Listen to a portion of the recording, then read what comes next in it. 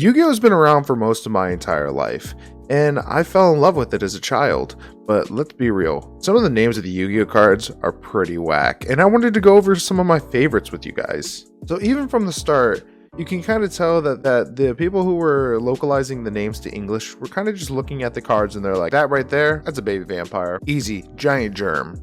Great long nose? I mean, what's so great about him? Hey Jim, what are we gonna call this one? Kind of looks like people running about. That's good. You want to guess the name of this one? Come on.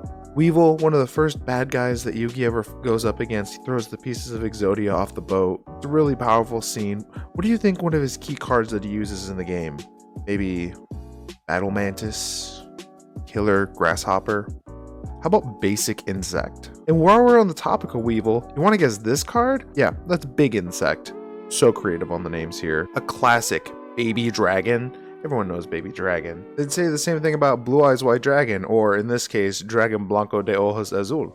But this just sets a precedent for some of the names we're going to get later on. Right here we have your mom's favorite Yu-Gi-Oh card, Twin Long Rods #2. I don't even understand how this one came to be. 7 colored fish? I don't...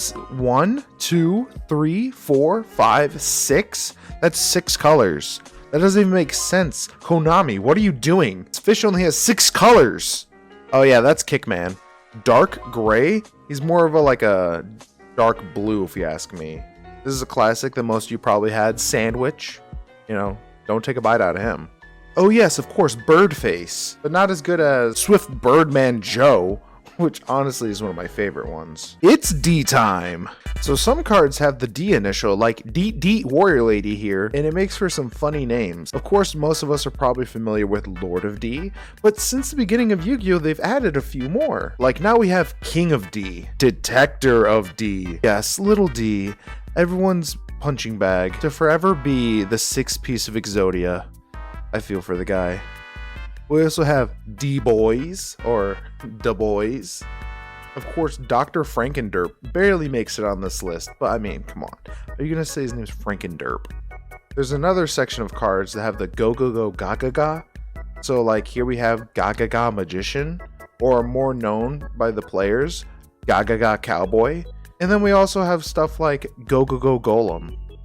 But my favorite of all of those would have to be Dwarf Go Go Go Gloves. What? Why? Ah yes, the final card for the final message. Actually in Japan, it was Death, but it got localized to Final because they didn't really want the kids to be seeing that. But I'm sure that all of us mature people aren't going to do anything funny with the final spelling, right? Right. Alright, it's time for the big hitters now. Interplanetary Purpley Thorny Dragon? Classic. Oh my goodness, is that Gagagigo? Giga Gagagigo? Go Giga Gagagigo? Go Giga Gagagigo the Risen? Bro, is that Cupid Dunk? He's playing basketball, filling in.